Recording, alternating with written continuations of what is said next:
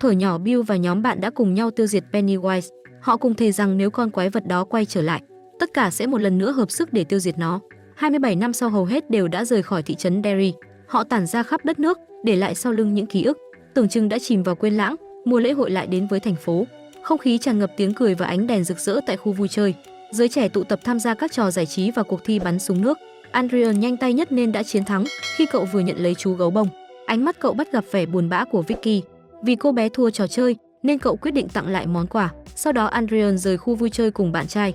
Cả hai cùng nhau tản bộ trong đêm hội, nhưng niềm vui thật ngắn ngủi. Khoảnh khắc ấy nhanh chóng bị cắt ngang khi một nhóm côn đồ, những kẻ kỳ thị giới tính bám theo và tấn công họ. Adrian tức giận phản kháng, nhưng rồi nhanh chóng bị đánh gục. Trong tuyệt vọng, John cố gắng lao vào bảo vệ bạn mình, nhưng cũng bị khống chế. Để cho tên cầm đầu liên tục đánh đập Adrian vô cùng tàn nhẫn.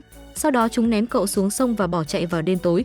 John hoảng loạn chạy xuống bờ sông để tìm kiếm Adrian. Giữa làn nước lạnh giá khi Adrian đang dần chìm xuống, cậu nhìn thấy một gã hề. Hắn giang tay như muốn cứu cậu, nhưng khi John kịp đến nơi, sinh vật đó đã xé toang lồng ngực Adrian và nuốt trọn trái tim cậu. Ngay sau đó, Pennywise biến mất giữa hàng trăm quả bóng bay đỏ. Chúng trôi lơ lửng trong không trung. Cảnh chuyển sang Mike, anh là người duy nhất còn ở lại Derry. Đêm ấy anh nghe thấy thông báo của cảnh sát trên radio về việc phát hiện một thi thể gần công viên. Anh lập tức tới hiện trường và bắt gặp một quả bóng bay đỏ cùng dòng chữ viết bằng máu trên thành cầu. Ở một nơi cách xa Derry, Bill Dan Brown giờ đây đã trở thành một nhà văn nổi tiếng. Một trong những cuốn tiểu thuyết của anh đang được chuyển thể thành phim, còn Bill trực tiếp tham gia dự án với vai trò biên kịch. Thế nhưng ngay trên trường quay, anh lại gặp phải một vấn đề quen thuộc. Đạo diễn và ekip đều không hài lòng với đoạn kết trong kịch bản. Mặc dù họ đánh giá cao câu chuyện của Bill, mọi người vẫn cho rằng cái kết quá tệ và yêu cầu anh phải viết lại ngay trong ngày để kịp tiếp tục quay phim. Bill không đồng ý, anh muốn bộ phim kết thúc đúng với những gì mình đã viết, bởi theo anh, cuộc sống không phải lúc nào cũng có một cái kết trọn vẹn. Nhưng ngay cả Audra, nữ diễn viên chính đồng thời cũng là vợ của Bill, cũng thừa nhận rằng đoạn kết ấy thực sự chưa ổn. Nghe vợ nói như vậy, Bill cảm thấy bị phản bội, hai người bắt đầu tranh cãi. Đúng lúc này điện thoại của anh bất ngờ đổ chuông. Không ai khác chính là Mike gọi đến để báo tin Pennywise quay lại. Nghe xong Bill chết lặng, sau đó Mike lần lượt liên hệ với những người bạn cũ. Trong lúc nói chuyện với Eddie, cậu ấy hoảng loạn và đã gặp một tai nạn nhỏ. Richie thì đón nhận tin tức bằng sự bàng hoàng, cố gắng trấn tĩnh nhưng vô vọng. Dù cố tiếp tục diễn hài độc thoại, anh không tài nào tập trung nổi. Anh quên sạch những câu đùa và để nỗi sợ hãi chiếm trọn tâm trí, khiến cả khán giả lẫn trợ lý méo hiểu anh đang diễn cái gì. Buổi chiều cùng ngày, Ben, giờ đã là một kiến trúc sư, đang họp với đồng nghiệp thì nhận được cuộc gọi từ Mike. Anh lập tức dừng lại, nét mặt trở nên nghiêm trọng khi nghe tin dữ. Trong khi đó, Stanley là người chịu cú sốc lớn nhất khi nhận ra mình phải quay về Derry cùng những ký ức về lời thề năm xưa chợt trỗi dậy. Buổi tối hôm ấy, Stanley cùng vợ đang hào hứng bàn về kế hoạch cho chuyến du lịch đến Buenos Aires thì điện thoại bất ngờ đổ chuông. Lúc đầu Stanley không biết đó là ai, nhưng khi Mike nhắc đến Derry, nụ cười trên gương mặt anh lập tức biến mất. Chỉ cần nghe thấy tên thị trấn ấy, những ký ức mà Stanley đã chôn vùi suốt 27 năm bắt đầu quay trở lại. Hình ảnh căn nhà bỏ hoang trên phố Naples, những đường hầm tối tăm dưới lòng đất và gương mặt đáng sợ của tên hề Pennywise lần lượt xuất hiện trong tâm trí anh. Mike thông báo rằng tại Derry vừa xảy ra một vụ án mạng kinh hoàng. Những quả bóng bay màu đỏ đã xuất hiện và các dấu hiệu đều cho thấy Pennywise đã tỉnh giấc sau 27 năm biến mất. Tên hề vẫn chưa chết, hắn đã quay trở lại và bắt đầu săn mồi một lần nữa. Mike nhắc Stanley nhớ đến lời thề mà cả nhóm từng lập khi còn nhỏ. Nếu Pennywise quay lại, tất cả thành viên của hội thất bại phải trở về Derry để cùng nhau tiêu diệt hắn. Nghe đến đây, Stanley gần như không thể thở nổi. Một lát sau, Stanley bước vào phòng tắm, tháo kính và cẩn thận đặt mọi thứ ngay ngắn. Stanley hiểu rằng một khi quay về Derry, anh sẽ phải đối mặt với nỗi sợ lớn nhất trong cuộc đời mình. Vì quá sợ hãi trước việc phải đối mặt với tên hề thêm một lần nữa, Stanley đã lựa chọn tự kết thúc cuộc đời mình. Một sự trốn chạy tuyệt vọng khỏi cơn ác mộng mà anh không thể đối mặt. Giữa đêm khuya khi Beverly đang chìm trong giấc ngủ, cô nhận được cuộc gọi từ Mike, tin dữ khiến cô lập tức bật dậy. Cô thu dọn hành lý để trở về quê nhà Derry, nhưng Tom chồng cô chợt tỉnh giấc. Hắn nhận ra cô định gặp lại người bạn thuở nhỏ, cơn ghen mù quáng nổi lên. Hắn tìm mọi cách ngăn cản cô rời đi. Beverly cố gắng giữ bình tĩnh và yêu cầu chồng buông tay, nhưng Tom càng lúc càng mất kiểm soát. Hắn đẩy cô vào tường rồi bóp chặt cổ, giống hệt cách người cha từng đối xử với cô khi còn nhỏ. Beverly phản kháng nhưng Tom càng thêm hung hãn, cởi thắt lưng đánh cô tàn nhẫn. Giữa cơn cuồng nộ và sợ hãi, Beverly dồn sức lực phản công. Cô vờ lấy khung ảnh đập vỡ đầu hắn, không lãng phí giây nào chụp vội lấy ba lô. Cô chạy ra khỏi nhà trong cơn bão, bỏ lại sau lưng chiếc nhẫn cưới, cùng cuộc hôn nhân ngột ngạt mà cô đã phải chịu đựng bấy lâu. Cảnh chuyển ngược về năm 1989, ngay sau lần đầu tiên cả nhóm đánh bại Pennywise. Bên dưới hệ thống cống ngầm của Derry, dòng nước đen ngòm bất ngờ chảy xiết, cuốn theo vô số rác thải và thi thể những đứa trẻ từng bị tên hề sát hại đẩy thẳng ra hồ. Trong số đó chỉ có Henry Bowers là sống sót. Gã thiếu niên khi ấy run rẩy bước về nhà. Lúc này cảnh sát đã có mặt ở khắp nơi. Cha hắn đã được phát hiện nằm chết ở phòng khách với một vết dao chí mạng ở cổ. Bởi Henry đã biến mất ngay sau vụ án, toàn bộ bằng chứng đều khiến cảnh sát cho rằng chính hắn là hung thủ. Vừa nhìn thấy Henry xuất hiện trong tình trạng bê bết máu, các cảnh sát lập tức rút súng và yêu cầu hắn đứng yên. Cảnh sát nhanh chóng khống chế, đè hắn xuống đất, còng tay lại. Henry không chống cự mà chỉ nhếch miệng cười, vì hắn đã thấy một quả bóng bay màu đỏ từ từ bay lên phía trên. Gần 35 năm sau, Henry bị giam trong một trại tâm thần. Khi nhìn thấy quả bóng bay đỏ lơ lửng ngoài cửa sổ, hắn hiểu rằng nó đã quay lại. Một bác sĩ phát hiện hắn trở nên kích động, liền đưa hắn về phòng. Quả bóng bay đỏ bên ngoài cũng bay theo hắn, nhưng khi vào phòng hắn không thấy quả bóng đỏ bên ngoài đâu nữa. Lúc này hắn nghe thấy tiếng động dưới gầm giường, thì ra quả bóng đỏ trốn ở đây. Sau khi bóng nổ tung, Henry hoảng hốt chứng kiến Patrick, người bạn đã chết, đang nằm đó. Trong cơn hoảng loạn hắn định bỏ chạy, nhưng nhanh chóng nhận ra sinh vật kia không đến để hại mình, mà là để giúp hắn thoát ra khỏi nhà giam. Tối hôm đó Bill đặt chân đến Derry, gặp lại Mike tại một nhà hàng Trung Hoa. Mike vui vẻ ôm chầm lấy Bill, nhưng kỳ lạ là Bill có vẻ không tự nhiên cho lắm. Chẳng bao lâu sau, những người còn lại cũng lần lượt xuất hiện sau bao năm xa cách. Tiếp theo là Eddie, sau đó đến Beverly đã đến cửa nhà hàng. Ngay khi cô định đi vào thì có tiếng gọi phía sau. Hóa ra là Ben. Beverly không nhận ra nổi, bởi cậu bé mũm mĩm năm xưa giờ đây đã trở thành một người đàn ông trưởng thành với ngoại hình hoàn toàn khác biệt. Lúc này Richie cũng xuất hiện, họ cùng nhau tiến vào trong. Hội thất bại ngày xưa gần như đã tụ họp đủ. Họ ngồi quây quần kể cho nhau nghe về cuộc sống hiện tại, những điều đã đổi thay và ký ức phai mờ, nhưng trong không khí ấm áp ấy, chiếc ghế của Stanley vẫn trống, khiến ai nấy đều thấp thỏm không biết anh có đến không. Trong lúc trò chuyện, Mike nhận ra các bạn mình đã quên hầu hết ký ức tuổi thơ về những gì từng xảy ra với Pennywise.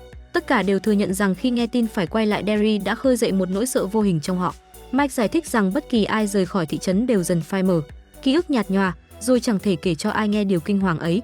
Bởi vì anh là người duy nhất chưa từng rời đi nên vẫn nhớ rõ mọi chuyện, và anh bắt đầu giúp họ gợi lại hình ảnh con hề quỷ dữ năm xưa. Khi bữa tối kết thúc, mỗi người mở một chiếc bánh may mắn, bên trong là mảnh giấy mang một từ ngữ riêng lẻ. Ghép lại những chữ đó tạo thành một câu khiến ai nấy đều lạnh sống lưng, như một lời ám chỉ rằng đã có chuyện không hay xảy ra với Stanley. Xem ra Stanley đã không chịu đựng nổi, nụ cười trên gương mặt mọi người lập tức biến mất. Richie cho rằng đây chỉ là một trò đùa bệnh hoạn và lập tức quay sang chất vấn Mike. Đúng lúc ấy, những chiếc bánh may mắn trên bàn bất ngờ rung lên, sau đó một chiếc nhảy ra ngoài và vỡ toạc ra, để lộ hàng loạt sinh vật gớm ghiếc bò ra từ bên trong, khiến cả nhóm hoảng loạn hét lên kinh hãi.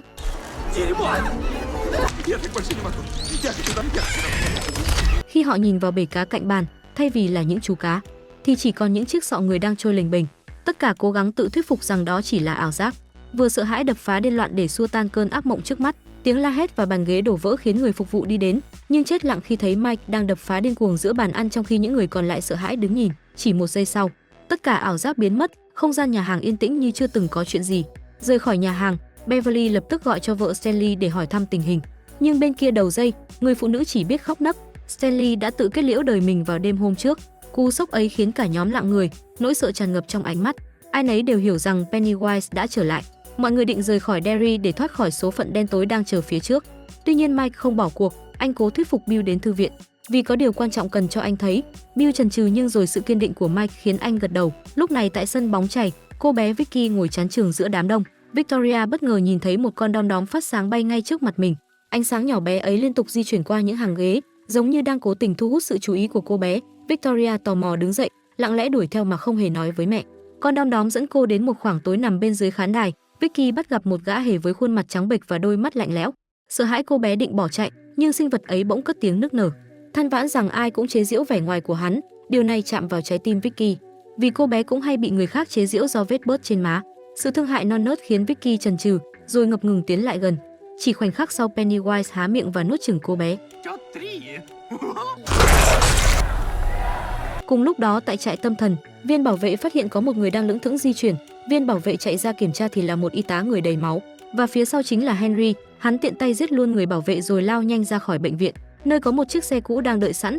Người ngồi sau vô lăng chính là Patrick. Cùng lúc đó ở khách sạn, Richie và Eddie lên phòng thu dọn đồ đạc. Beverly ngồi ở quầy bar rót ly rượu để xua bớt nỗi sợ. Lúc này Ben mới tiến lại hỏi chuyện cô đang giấu mọi người. Lúc đầu Beverly giả vờ không hiểu Ben đang nói gì, nhưng khi Ben nói có vẻ Beverly đã biết trước Stanley đã tư và thêm sự gặng hỏi của Eddie thì cô mới bắt đầu kể. Cô đã thấy trước cái chết của từng người trong nhóm từ khi rời khỏi Derry. Mỗi đêm cô đều bị ám ảnh bởi những giấc mơ đẫm máu, nơi mọi người bị tra tấn và biến mất trong đau đớn. Khi Bill đến thư viện, Mike cho biết anh đã tìm ra manh mối nguồn gốc của Pennywise. Mike kể về một cổ vật của người Sokopiwa có từ đầu thế kỷ 18.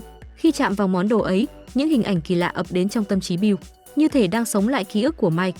Trong chuyến đi đến ngôi làng của người bản địa, Bill nhìn thấy những thổ dân kể về cách sinh vật kia ra đời. Một thực thể cổ xưa từ bên ngoài trái đất đã gieo rắc chết chóc lên tổ tiên họ. Qua ảo ảnh ấy, Bill hiểu ra cách duy nhất để ngăn chặn Pennywise là thực hiện nghi lễ trút, nhằm giam cầm quái vật vào chính cổ vật. Sau khi tỉnh lại, Bill không còn do dự, anh quyết tâm tập hợp nhóm bạn, thuyết phục họ hoàn thành sứ mệnh cuối cùng là tiêu diệt Pennywise. Quay về quá khứ, Beverly từng bị mê hoặc bởi ánh sáng chết. Thứ sức mạnh thôi miên đáng sợ đó khiến cô thường xuyên gặp ác mộng, nhìn thấy trước cái chết của những người xung quanh. Cô hiểu rằng nếu không ngăn chặn sinh vật này, mọi điều trong giấc mơ sẽ sớm trở thành hiện thực. Lời tiết lộ khiến cả căn phòng chìm trong im lặng. Richie và Eddie vốn muốn bỏ trốn giờ cũng bắt đầu hiểu rằng rời khỏi Derry không thể giúp họ thoát khỏi số phận. Bill lúc này xác nhận những gì Mike nói là thật. Anh đã nhìn thấy quá khứ của Pennywise và biết rằng nghi lễ Mike tìm được có thể là cơ hội duy nhất để tiêu diệt con quỷ. Muốn sống sót, hội thất bại không còn lựa chọn nào khác là phải ở lại Derry, và để khôi phục ký ức đã lãng quên, 6 người bạn tìm đến khu rừng.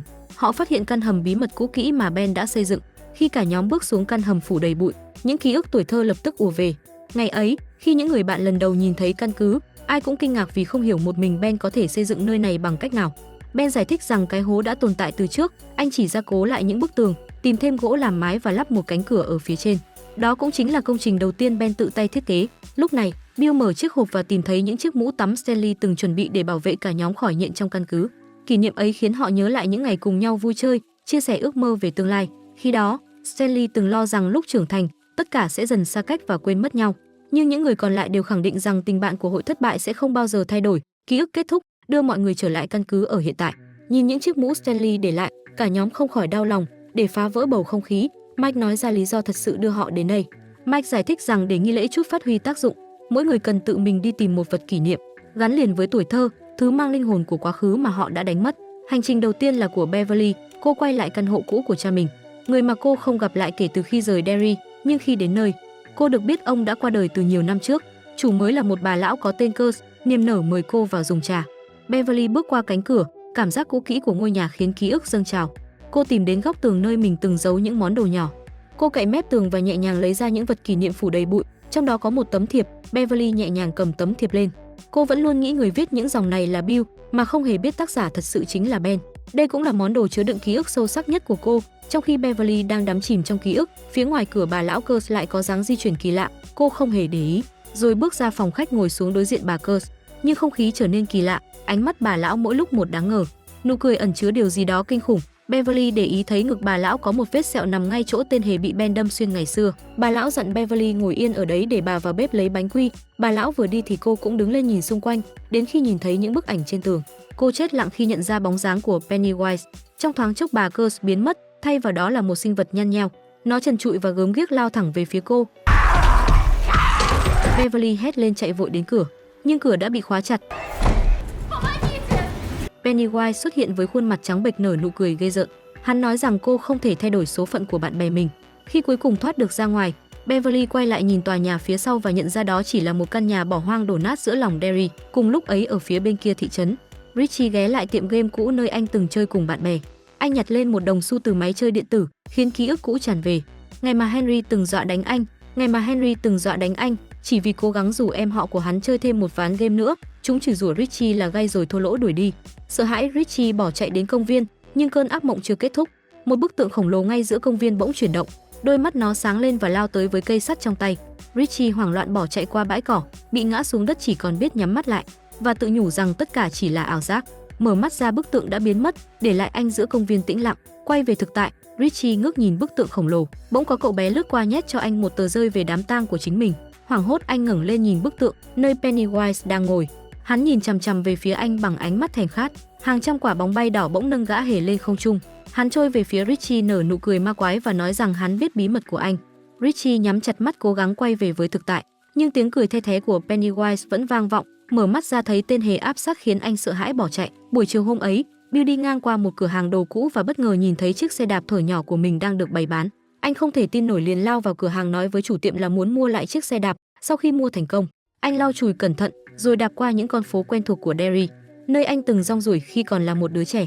Bánh xe lăn qua từng con dốc, từng góc đường phủ bụi thời gian, đưa anh đến trước căn nhà cũ nơi anh và em trai Georgie từng sống. Khi tiến lại gần miệng cống nơi bi kịch từng bắt đầu, nơi Georgie bị Pennywise kéo xuống năm nào, Bill nghe thấy giọng em mình vọng lên. Anh lao đến nỗ lực kéo em ra, nhưng đột nhiên đôi tay con quái vật xuất hiện, cùng vô số cánh tay trẻ con từ lòng cống vươn ra níu lấy anh kéo xuống. Bill giãy giụa điên cuồng, cuối cùng thoát ra được với con thuyền giấy trong tay. Chưa kịp hoàn hồn, Bill gặp một cậu bé tên Dean đang trượt ván ngang qua, anh vội vàng cảnh báo cậu tránh xa miệng cống ấy.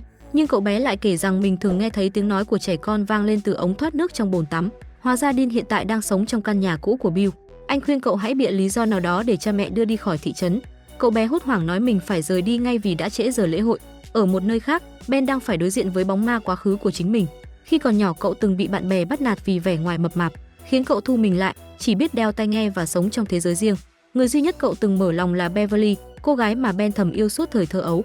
Biết được điểm yếu đó, Pennywise hóa thân để đánh lừa và truy đuổi Ben.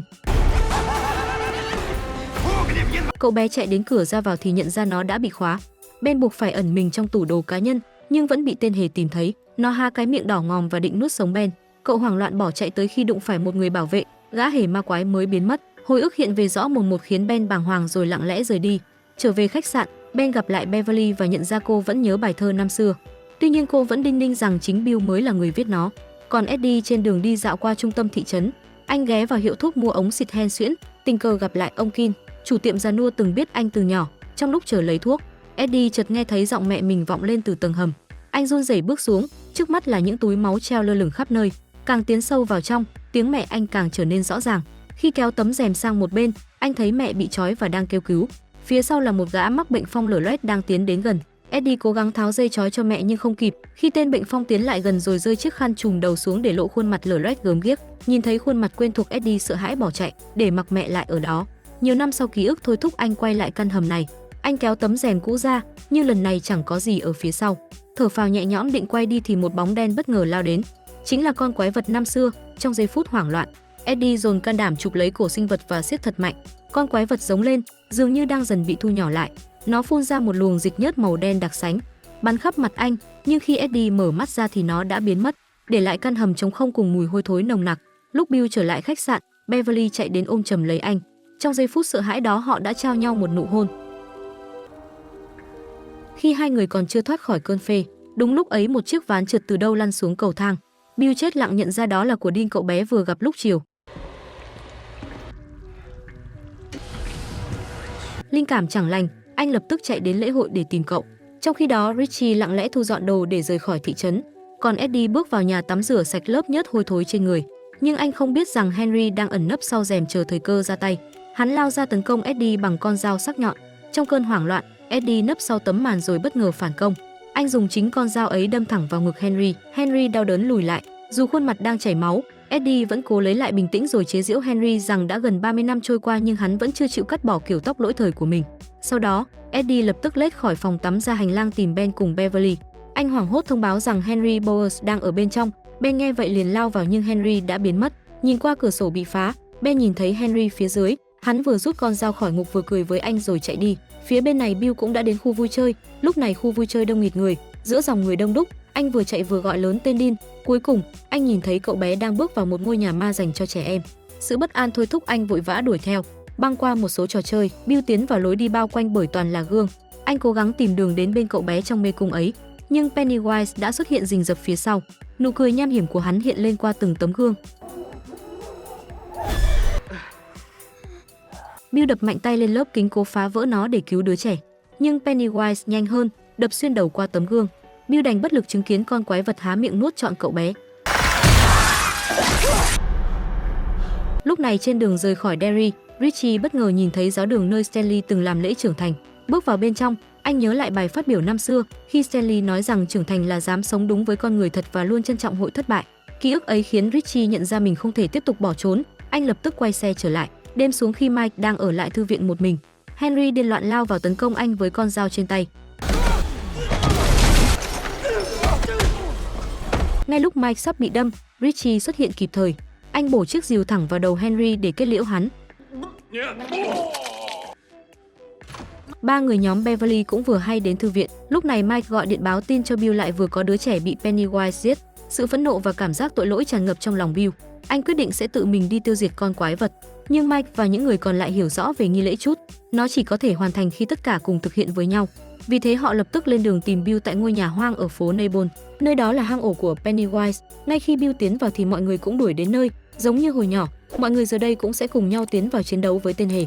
Thế là mọi người cùng nhau tiến vào căn nhà. Tuy nhiên họ nhanh chóng bị tách nhau ra.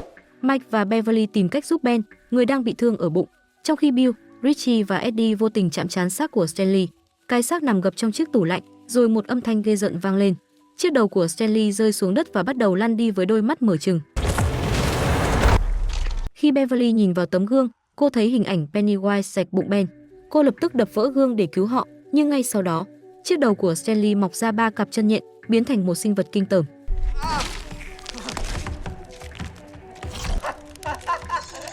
Nó bò khắp nhà khiến cả ba hoảng loạn tìm chỗ ẩn nấp. Con quái vật bỗng nhiên biến mất, nhưng ngay khi Richie ngửa mặt lên, con quái vật lại nhanh chóng nhảy xuống đè lên mặt Richie. Nó cố xé xác anh, Bill liền lao đến ghì chặt lấy sinh vật, trong khi Ben dùng dao đâm liên tiếp vào nó, còn Eddie thì đứng im cứng đờ vì sợ. Điều đó khiến Bill giận dữ quát rằng sự hèn nhát của cậu suýt giết chết bạn mình. Sau khi lấy lại bình tĩnh, mọi người tiến đến cái giếng cũ, lối vào của cống ngầm. Vừa vào cống ngầm, mùi hôi thối bốc lên, cả nhóm chịu đựng tiến sâu hơn, mò mẫm trong làn nước bẩn đen ngòm để đến hang ổ thật sự của quái vật. Sau một hồi di chuyển cuối cùng cũng đến nơi. Khi mọi người đang tiến vào hang ổ của Pennywise, bất chợt Beverly nghe thấy giọng nói gọi tên mình vọng lên. Từ trong bóng tối, cô quay lại và thấy sinh vật khổng lồ từng tấn công mình. Nó trỗi lên từ dưới nước chụp lấy cô và kéo chìm xuống. Không chút do dự, những người còn lại đều lao xuống vật lộn cứu cô. Chỉ có Eddie lại sợ hãi đứng im một lần nữa. Rất may sau đó Beverly đã được kéo lên mặt nước an toàn. Tiếp tục tiến sâu vào mê cung, họ tìm thấy cửa hầm dẫn xuống. Mike là người đi đầu với quyết tâm vô cùng mạnh mẽ. Họ lần lượt băng qua những tảng đá sắc nhọn, tiến vào hang động, nơi sâu bên dưới lòng đất Derry, nơi Pennywise ẩn náu suốt nhiều thế kỷ. Eddie kinh ngạc trước cảnh tượng siêu thực ấy, còn Mike giải thích rằng hang động này đã tồn tại từ hàng triệu năm trước. Sinh vật đó chỉ có thể bị tiêu diệt khi trở về hình dạng thật của nó. Mike thắp lửa trong chiếc cổ vật Sokopiwa, rồi bảo mọi người ném vật kỷ niệm vào. Từng người một ném những kỷ vật tuổi thơ vào trong ngọn lửa đang bập bùng. Vì Stanley không còn, Eddie ném thay chiếc mũ tắm cậu ấy từng đội. Sau đó cả nhóm nắm tay nhau, bắt đầu đọc to những câu thần chú cổ. Ngọn lửa bỗng lụi tàn và trần hang động dần mở ra, chiếu xuống luồng sáng trắng chói lòa của thứ ánh sáng chết. Tất cả vội nhắm mắt tiếp tục đọc thần chú, và trong thoáng chốc, 3 quả cầu lửa bắn thẳng vào bên trong Sokopiwa. Mọi thứ dường như đang đi đúng hướng cho đến khi Mike định đóng nắp. Một quả bóng đỏ bên trong phồng lên đẩy tung nắp cổ vật ra. Nó phồng to với tốc độ kinh hoàng khiến cả nhóm phải bỏ chạy. Sau tiếng nổ vang trời, Pennywise xuất hiện nở nụ cười man dợ. Gã tiết lộ nghi lễ thất bại vì Mike đã giấu giếm sự thật kinh khủng, rằng tổ tiên người Sokopiwa từng thực hiện nghi lễ này đều phải bỏ mạng. Mike tuyệt vọng giải thích rằng họ thất bại vì thiếu niềm tin tiêu diệt ác quỷ. Pennywise bật cười điên loạn, đôi mắt lóe lên luồng ánh sáng chết chóc. Những luồng sáng chói lóa xuyên qua bóng tối của hang động. Hắn tuyên bố, hắn đã chờ đợi khoảnh khắc này suốt 27 năm, để khi tất cả kẻ thù tụ họp, hắn có thể trả thù một cách trọn vẹn.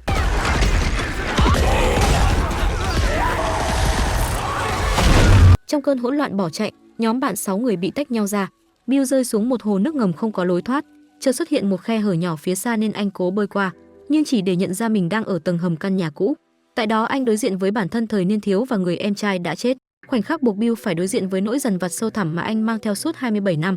Sự hối hận vì đã giả bệnh và không chơi cùng Georgie. Anh luôn tự trách rằng chính mình là nguyên nhân gây ra cái chết cho em trai. Nhưng khi nhìn vào đôi mắt của Georgie, Bill cuối cùng cũng nhận ra, điều duy nhất anh có thể làm lúc này là tha thứ cho chính mình. Trong khi đó, Richie và Eddie chạy lạc vào một khe hẹp trong hang. Đối diện 3 cánh cửa đóng kín giống phần trước, họ mở một cánh cửa. Bên trong là nửa thân dưới của cái xác đang loạng choạng bước tới, khiến Richie hoảng hốt đóng sập cánh cửa lại ngay lập tức. Mở cửa thứ hai thì xuất hiện chú chó nhỏ đáng yêu, nhưng chỉ vài giây sau, nó biến thành quái thú khổng lồ lao về phía họ. Hai người vội đóng cửa bỏ chạy. Ở một nơi khác, Beverly và Ben lại rơi vào hai thế giới hoàn toàn khác biệt.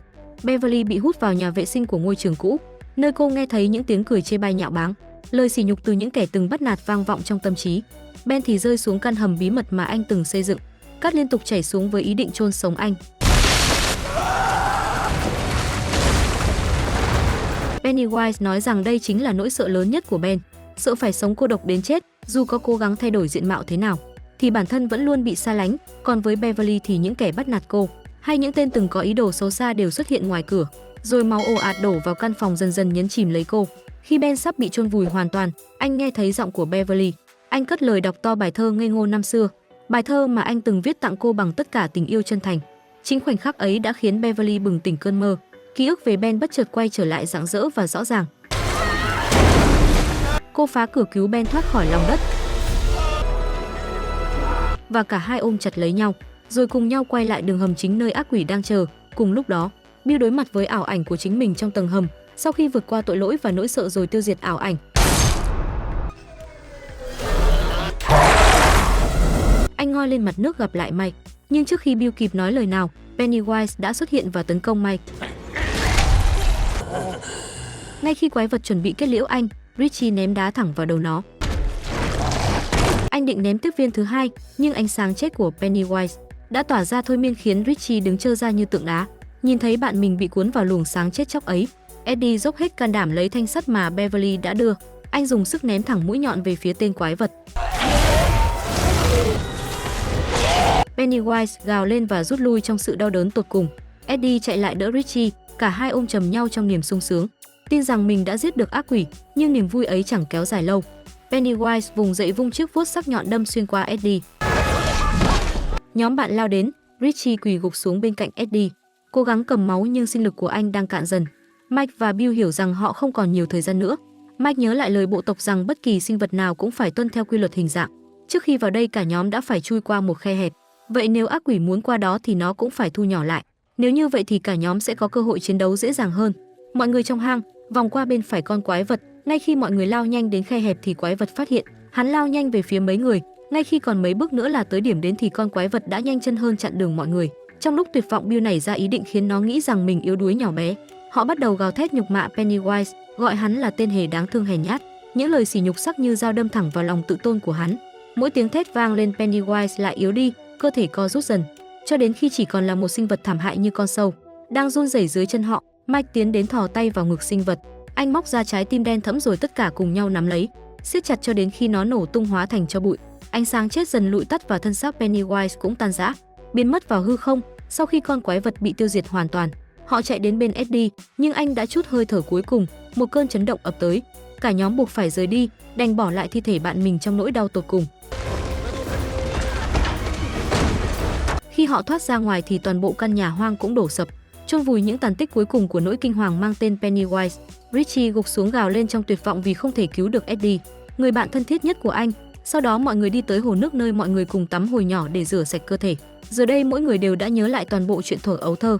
Richie vẫn chìm trong đau buồn vì cái chết của Eddie. Mọi người liền tiến lại bên nhau, an ủi người bạn đang đau khổ.